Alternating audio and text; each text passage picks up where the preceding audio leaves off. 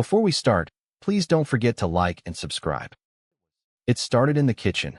Our kitchen, bright, polished, filled with the scent of fresh basil and something frying lightly in the pan. We'd built this place together, down in South Austin, where the houses had fenced-in yards and quiet neighbors who waved from their porches. But that night, that kitchen turned into a battlefield. "You're seriously wearing that?" I asked, pointing, not accusingly, just confused, at the barely there silver skirt Haley had just wriggled into. She stood in front of the fridge, one heel on, one off, applying lip gloss like we weren't already running late for Lily's party. Her reflection danced on the oven door. Tight skirt, too much shimmer, like something meant for a club, not a dinner party. "Yeah, why?" she replied, voice light, but her tone had teeth. "It's short," I said carefully, trying to tread the line. "It's not really appropriate for Lily's thing." Haley scoffed and turned to face me, hands on her hips, the gloss tube now clenched in her fingers like a weapon. "So I'm not allowed to feel attractive anymore? Is that it?" "That's not what I said." "No, but it's what you meant," she shot back, cutting me off. "You don't want me to feel pretty. You want me covered up like a schoolteacher so no one else looks twice at me." "Haley, come on," I said, holding back a sigh. "I'm not trying to control you. I'm just saying Lily's parties aren't that kind of crowd." She rolled her eyes, laughing, but not the warm kind. "Wow, so now you're fashion police and insecure?" I took a step closer, keeping my voice low but firm. "I don't want to argue. I just don't want people staring at you like you're trying to prove something." She crossed her arms. "Maybe I'm trying to prove something, Marcus. You ever think of that?" Silence dropped between us like a curtain. The sizzling pan crackled behind me, but neither of us moved. Finally, I said, "You're not wearing it." "Oh, so now you're forbidding me." Her mouth curled in disbelief. "What are you, my father?" "I'm your husband," I said. "And this isn't about the skirt. It's about respect." Haley stood still for a beat, eyes locked on mine. Then, without a word, she turned back toward the hallway, heels clicking hard on the tile. I didn't follow her. I just stood there, hands gripping the edge of the counter, heart pounding like I'd run a mile. I could already feel the cracks forming beneath our words, between the silences. This wasn't just about fabric. This was about something else, something we didn't yet have the words for. A few months ago, this never would have happened. I'm a middle school counselor. I spend my days helping kids navigate broken friendships, self-worth, identity. But I couldn't even navigate one night with my own wife without a spiraling. We used to be easy. Coffee in the mornings, quiet dinners on the deck, shared jokes about our cranky neighbor 2 doors down. We had rhythm. But lately, everything felt off. Like we were both reaching for something we couldn't name. And as I heard the click of the bedroom door slam shut, one thing became clear. Tonight was going to get worse before it got better. Lily's house was everything ours wasn't. Modern, spotless, curated like a magazine cover. She lived up in the hills, where the roads curled like ribbons and the city sparkled below you. It was the kind of place where people set their wine down on coasters shaped like leaves and talked about investment art. We walked in late, intentionally late. I hadn't said another word after Haley stormed off back at home. I just dressed, grabbed the bottle of wine we'd brought, and waited by the door. She came out 5 minutes later, still in the skirt. And I didn't stop her. Inside the party, voices bounced around polished walls. Laughs too loud, smiles too perfect. Lily herself, tall, effortlessly glam in a silk-wrapped dress, greeted us with the kind of hug that left you wondering what it actually meant. Well, Lily purred. "Look at you two. Haley, that skirt is wild. Love it." Haley lit up under the compliment. "Thanks. He hates it," she added, jerking her thumb toward me. Lily looked at me with a smirk. "Of course he does. It's dangerous. That's the point." People laughed. I smiled thinly, offered the wine to someone passing by, and tried to fade into the background. But Haley wasn't about to let that happen. An hour in, after small talk and 2 glasses of wine I hadn't wanted, I found myself standing awkwardly near the fireplace while Haley held court by the kitchen island. She was tipsy now. That glossy kind of glow that usually made her soft, but tonight it was sharp. "I mean, Marcus is fine and all," she was saying, glass in hand, eyes on a group of her friends. "But you know what's funny? My ex. Actually bigger." She said it like a punchline. Laughter exploded around her. Not polite, not awkward, real laughter. My ears rang. Even the music seemed to lower itself, as if it had heard. I felt my whole body stiffen as people looked at me, chuckled, glanced away like they weren't part of it. I kept my face still, flat, my hands in my pockets. From the couch, Lily raised an eyebrow at Haley, then turned her gaze to me. "Oh, poor Marcus," she teased, rising and walking across the room with her wine in one hand. "You look so wounded." "I'm good," I replied, quiet, controlled. She stopped in front of me, too close. Her perfume hit first, vanilla and something floral. Then she reached out and took my hand, held it like we were in on some inside joke. "If she doesn't appreciate you," Lily said with a wicked smile, "maybe I'll give you a try." People hollered. Someone clapped. Haley's smile faltered, just a flicker, but I caught it. Her eyes zeroed in on Lily's hand still wrapped around mine. I didn't pull away. Not immediately. The mood shifted, just slightly. A wobble in the atmosphere. Passive laughter turned tight. Conversation slowed. People glanced at each other, unsure now of the tone. Haley's cheeks were flushed, but it wasn't from the wine anymore. "All right," she said too loudly, walking over and prying Lily's fingers off mine. "Let's not turn this into The Bachelorette, yeah?" Lily just laughed and sauntered off toward the wine bar, but the damage was done. The living room was a cocktail of tension, jealousy, pride, embarrassment, all stirred up in a fancy glass and served neat. No one really knew where to look now. Some backed out of the circle. Others pretended to check their phones. Haley turned to me. "You didn't even say anything," she muttered. I kept my voice low. "To what?" "To her." Her eyes sparkled with something half fury, half fear. "You just stood there. You wanted attention," I said. "You got it." She blinked like I'd slapped her. Then someone called out from the kitchen, "Shots." And the moment evaporated into noise. But not for me. I stood there, rooted, heart knocking hard against my ribs. This wasn't just another bad night. Something had cracked. Something subtle, but permanent. For the first time since we'd gotten married, I felt it in my bones. This wasn't the same Haley I met. And maybe I wasn't the same man anymore either. We barely made it through the front door before it started. Haley yanked off her heels and tossed them hard against the entryway wall. One of them bounced, landed near my feet. Her bag hit the floor next, keys clinking like they were offended. "I cannot believe you stood there like that," she said sharply, spinning to face me. "Just stood there like some idiot statue while Lily had her claws in you." I was still locking the door, the click echoing in the hallway. "You're upset with me? You think I'm not allowed to be? You mocked me in front of 10 people, Haley. 10. You joked about your ex being." I stopped myself, jaw tight. "And now I'm the problem?" "Oh, so you're the victim now?" She laughed coldly, arms crossing over her chest. "Please. That joke? It was harmless. You could have laughed it off. But you had to get all moody and dramatic." "Harmless." I stared at her, genuinely stunned. "You made fun of me. In front of everyone. You threw me under the bus to get a laugh." "I was the one being humiliated," she snapped, stepping closer. "Lily grabbed your hand like she owned it, and you just let her. You didn't pull away. You didn't even flinch. She was being inappropriate. You were standing right there." "Exactly," Haley shouted. "I was standing right there. And you didn't say a damn word. You let her touch you like I didn't exist." "I didn't do anything because I didn't want to make a scene," I said, trying hard to stay calm. "You'd already done enough of that for both of us." Haley's expression twisted. "Wow, that's rich coming from you. The guy who always has to be the composed one. You act like you're above it all, Marcus. Like your silence is some kind of moral high ground."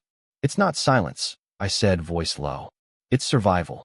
She laughed again, bitter now. "No, it's cowardice. You let me stand there looking like a fool. Like I was jealous and petty and insecure." "I didn't let anything happen, Haley. You played the crowd, not me." "Because I wanted you to see me," she shouted. "To notice me. And instead, you just stood there with your hands in your pockets like none of it mattered." "I noticed you," I said, hurt finally bleeding through. "I noticed you before you even walked out the door tonight." That shut her up for a moment. Just a moment. But then she shook her head, stepped back, grabbed her bag off the floor with a sharp motion. "I'm done," she muttered. "I can't do this with you tonight." "Haley." She raised a hand, cutting me off. "Don't. I'm going to bed." And with that, she disappeared down the hallway, her footsteps loud on the hardwood, bedroom door slamming seconds later. I stood there in the silence, the kind that hums in your ears when the air's still electric from a fight. The living room felt cold, half lit by the lamp we always forgot to turn off. I sat down on the edge of the couch, still in my dress shoes, elbows on my knees. The night kept replaying like a bad movie. Every word, every look, every laugh that stung like a slap. I didn't know what to feel. Anger? Shame? Confusion? I just knew that whatever was breaking between us, it wasn't new. It had been happening quietly for a long time. Tonight just made it loud. The quiet didn't show up all at once. It crept in like fog through the cracks, slow, soft, almost gentle, until one day I realized it had settled across every room of our house. Haley didn't speak to me the morning after the fight, or the morning after that. By the third day, I stopped expecting anything more than the sound of her footsteps upstairs or the distant clink of dishes in the sink. We moved like strangers in our own home, sharing the same roof, the same fridge, the same aging couch where we used to sit too close, laughing at terrible TV shows. Now she sat on one side with a blanket, scrolling endlessly through her phone, earbuds in. I sat on the other, pretending to read emails I'd already opened 3 times. Want some coffee? I'd asked on Thursday morning, holding out the mug I knew she used for years, the one with the chipped corner and the faded blue rim. She didn't even look at me. I'll get mine later. That was all I got. The backyard we used to take such pride in, Haley's flower beds, the stone path I'd laid myself, sat untouched. I found myself walking slow loops around it after work, hands in my jacket pockets, just hoping she'd join me like she used to. She didn't. One night, I tried cracking a joke while we were both brushing our teeth. Something stupid about the leaky faucet in the guest bathroom finally giving up and sounding like it was gasping for air. She didn't even smile. Just spat, rinsed, and walked away without a word. By Saturday, it had been 7 full days. That's when it hit me. This wasn't about stubbornness anymore. This wasn't a cooling-off period or a dramatic pause waiting for an apology. This was distance. Real distance. And I didn't know how to reach across it. I found her sitting on the porch Sunday afternoon, legs tucked up on the bench swing, wrapped in a hoodie she'd had since college. She was staring at the neighbor's wind chime like it was a TV show. "Haley," I said gently, sitting beside her. "Can we just talk? About any of it?" She didn't look at me. "There's nothing to say." "There's everything to say." I pressed. "You haven't spoken to me in a week. You haven't even looked at me." She shrugged. "Maybe that's easier." "Easier than what?" Her jaw clenched, eyes still fixed ahead. "Easier than trying to fix something that keeps breaking." I swallowed hard. "So we're not fixing it."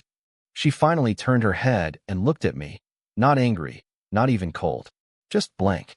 "Worn out." "I don't know," she said. The swing creaked softly beneath us. Somewhere down the block, a dog barked once, then fell silent. I wanted to say more. I wanted to reach out, take her hand, say something comforting like I used to. But I didn't. I just sat there, staring at the yard, feeling like I was looking at a memory instead of our life. When she finally stood and went back inside, she didn't close the screen door hard. She didn't slam anything. She just disappeared, like a ghost.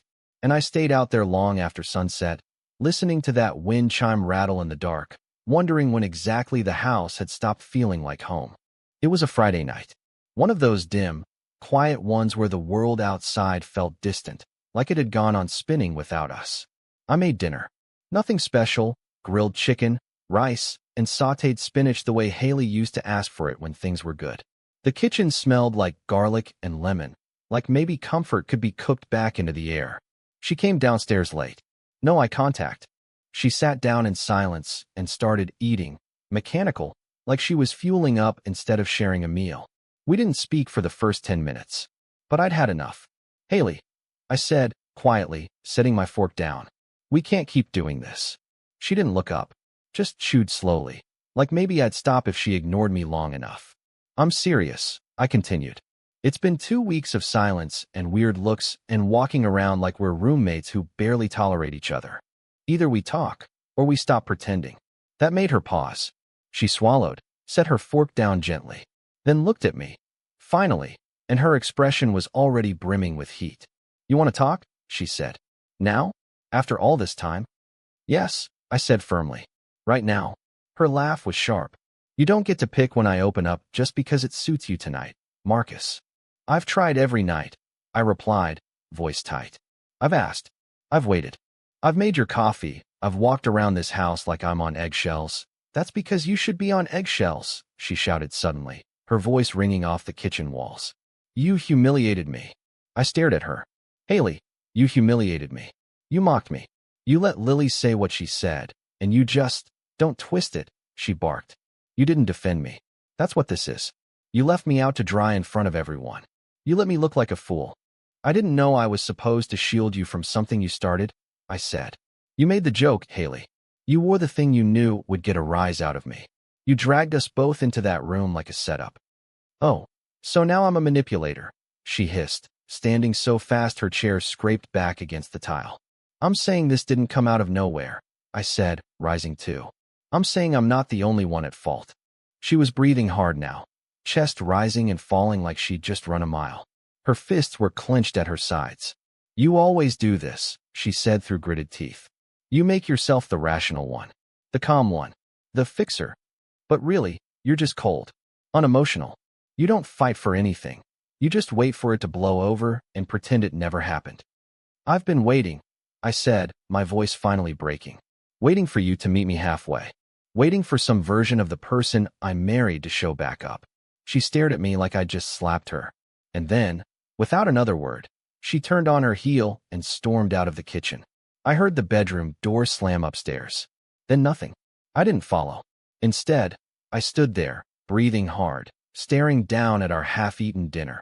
Her chair still pulled out, her plate barely touched. And for the first time, I didn't feel like trying to fix it. I just felt hollow. I turned off the lights, grabbed a blanket from the hall closet, and lay down on the couch. The cushions were stiff, unfamiliar. The house was completely still, except for the occasional creak of wood under shifting weight, like even the walls were uneasy. As I stared at the ceiling, blinking back the kind of tired that had nothing to do with sleep, one thought kept circling. Something was broken. Not cracked, not strained. Broken. And I didn't know if we had the tools to fix it anymore. The dinner was already tense before we even got to the table. Lily had reserved this little wine bar downtown, the kind of place with exposed brick, candles flickering in glass jars, and a menu that looked like it had been designed by a poet. 8 of us sat around a long oak table, soft jazz playing overhead, forks clicking quietly, wine flowing like no one had anywhere else to be. Haley sat beside me, radiant in a green wrap dress. She looked good. Too good. But she hadn't said more than 5 words to me since we left the house. Lily was at the other end, laughing with the waiter, telling stories loud enough for the whole table to hear. And as the second round of drinks was poured, I caught Haley staring at her, eyes narrowed, jaw just slightly tense. Then came the spark. Lily clinked her glass against mine and smiled. Marcus, I hope you're drinking something better than whatever that gas station wine was last time. I smiled politely. I upgraded. She laughed, touching my arm. Barely a tap, just a friendly nudge, but Haley stiffened instantly. Oh, come on, Lily said, grinning at Haley. You don't still think I'm trying to steal your husband, do you? The words were meant to be playful. Everyone chuckled. Even I forced a small smile. But Haley? She didn't laugh. She turned toward Lily, voice sharp as broken glass. Actually, yes, I do. The table went quiet. Lily blinked. Wait, what? Haley leaned forward, her voice low but hard. You touched him. At your party. You joked about giving him a try. In front of everyone. That was weeks ago, Lily said, laughing awkwardly. It was a joke, Haley. You laughed. No, Haley snapped. I faked a laugh. Because I didn't want to ruin your party. But it wasn't funny. Lily's expression shifted, brows drawing in, lips tightening. Okay, I didn't mean anything by it. Haley looked around the table, eyes burning. Does anyone here think it was appropriate? No one spoke. People stared at their drinks. Some shifted uncomfortably. One couple whispered something to each other. I reached under the table, gently touched Haley's arm. Not here, I whispered. Let's go outside. She yanked her arm away. Why? So you can defend her again? I'm not defending anyone, I said through gritted teeth. I'm trying to stop you from turning this into a scene. It's already a scene, she muttered, grabbing her purse. You just don't like it when I'm the one making noise. I stood and followed her out into the chilly evening, the city humming quietly around us. Outside, she paced the sidewalk. I rubbed my hands together, trying to stay calm. Why now? I asked. Why choose tonight to blow up? Because I'm tired of pretending, she snapped.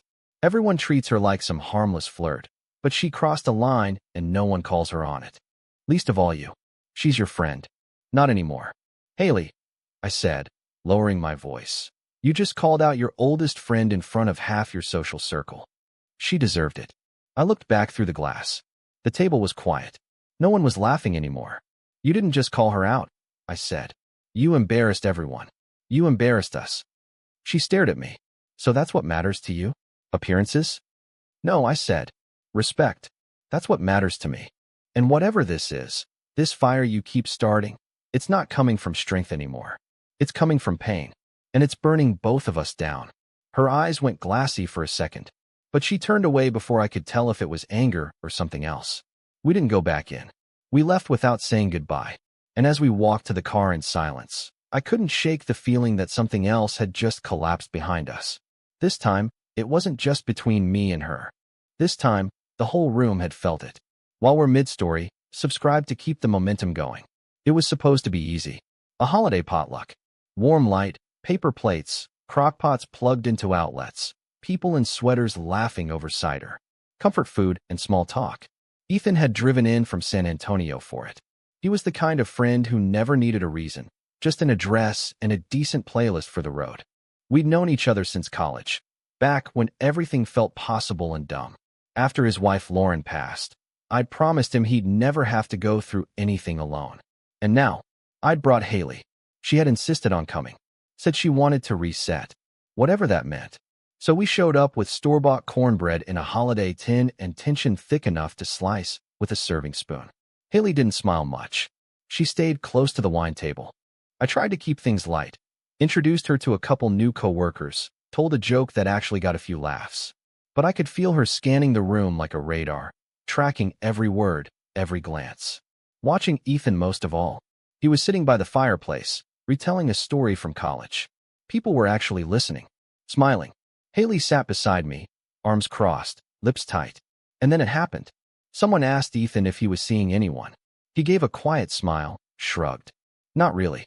Just taking time, you know? That's when Haley leaned forward, voice loud and clear. Still single at 35, huh? Guess that grief thing's a full-time job. The words didn't echo. They dropped. Heavy. Final. The room froze. Conversations stopped mid-sentence. A woman near the kitchen muttered Jesus under her breath. Ethan's face didn't change. He didn't flinch. He just looked down at his plate and nodded once. I stood up so fast my chair screeched against the floor. Outside. Now, I said to Haley. She blinked, as if waking up from something. What? You need to leave. Marcus, I didn't mean, I said go. Her voice caught.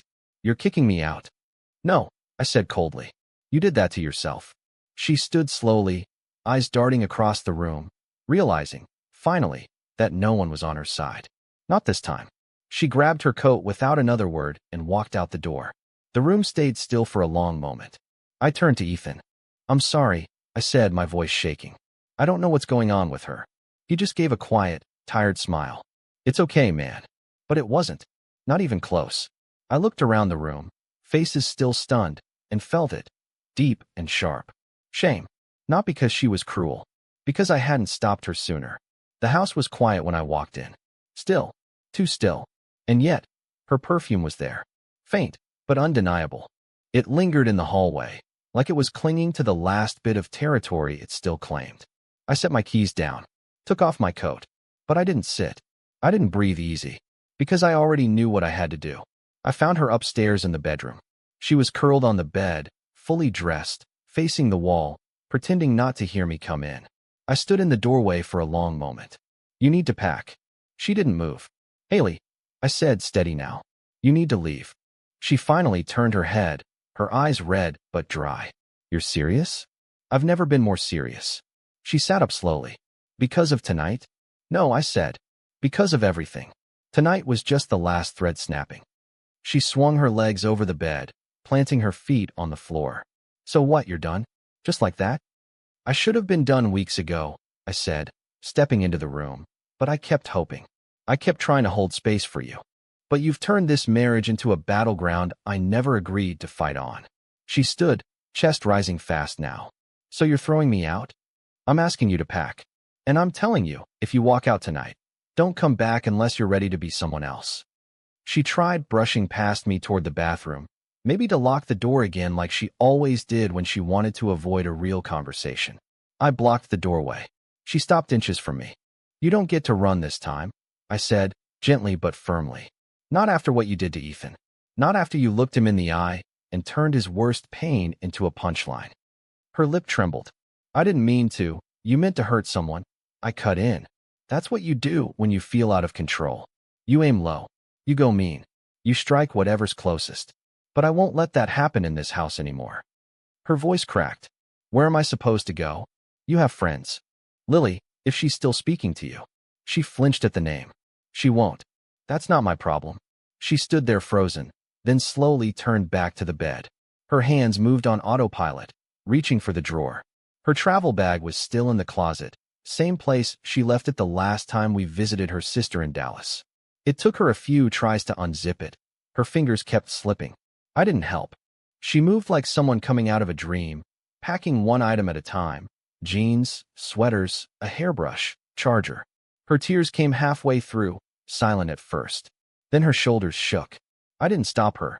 When she finally turned back around, bag in hand, eyes swollen, she looked smaller than I'd ever seen her. She stood in the doorway and whispered, "Do you hate me?" I shook my head. No. She waited. I just don't trust you. Those words hit harder than I expected, even for me.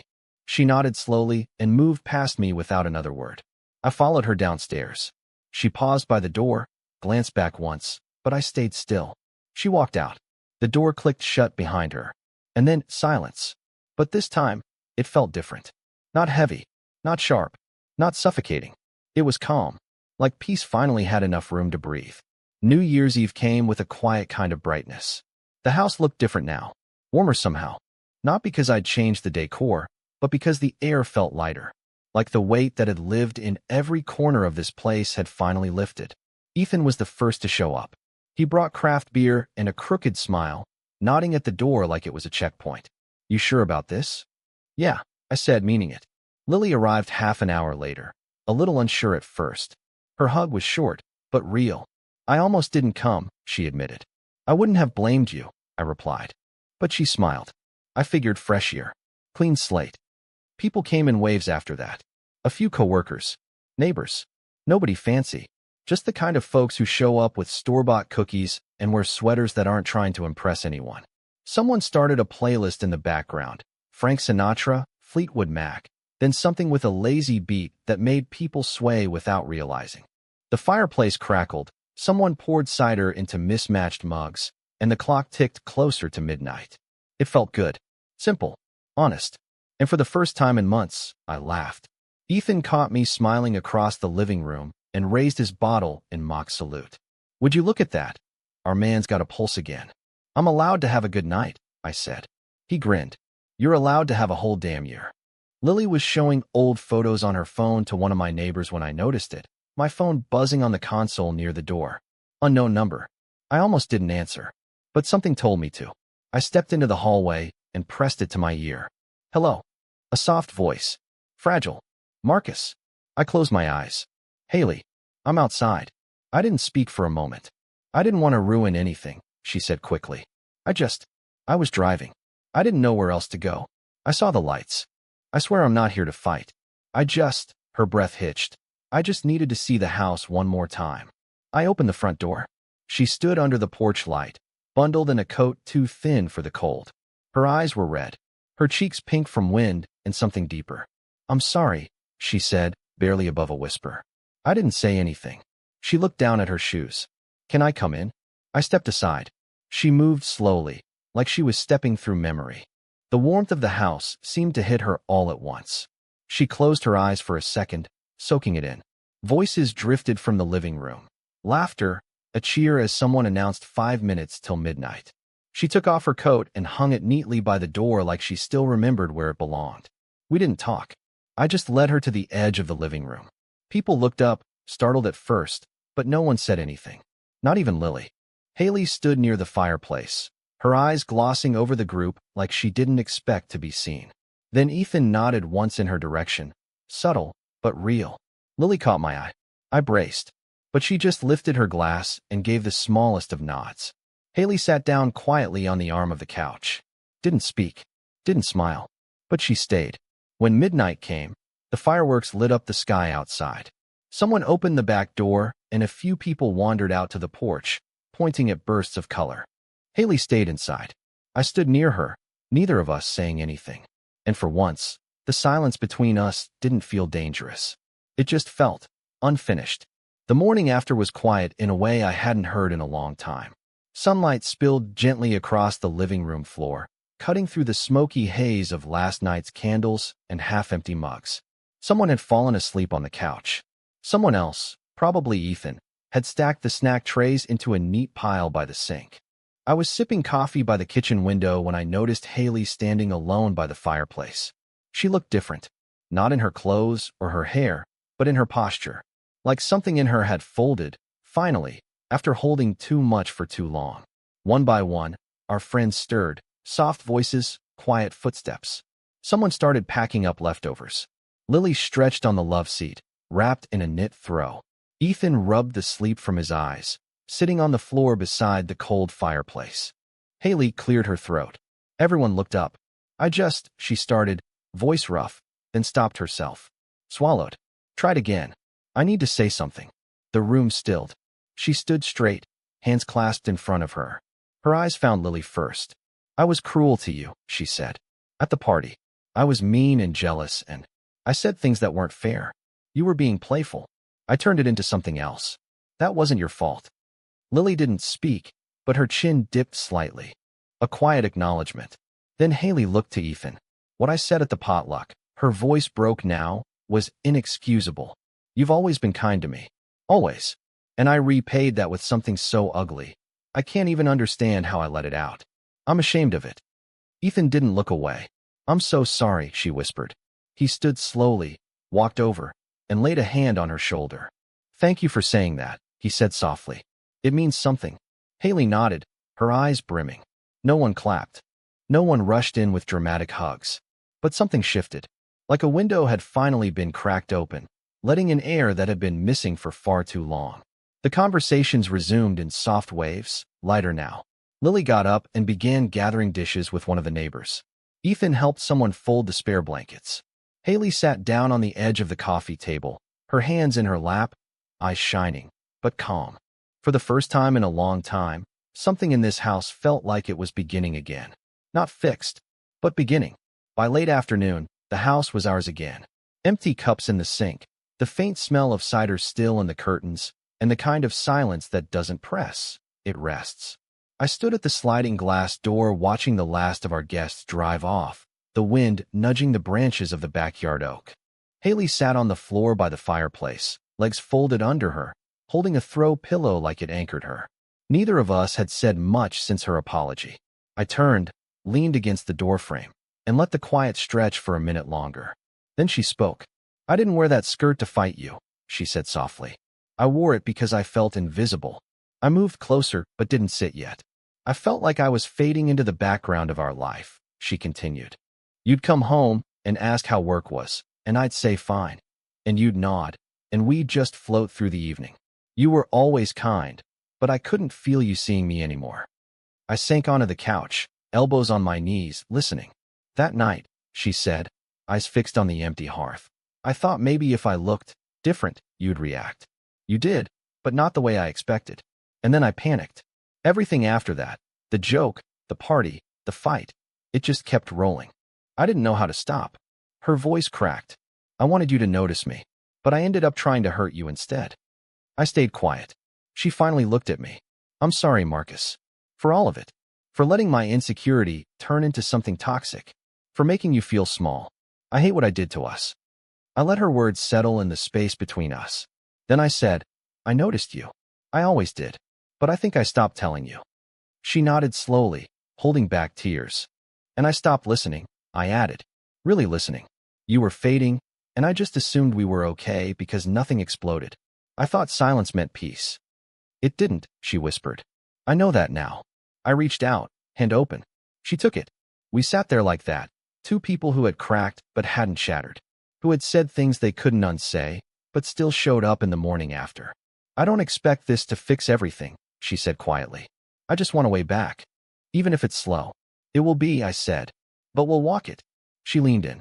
I wrapped my arms around her, and for the first time in what felt like forever, she let her head rest against my chest. No grand promises.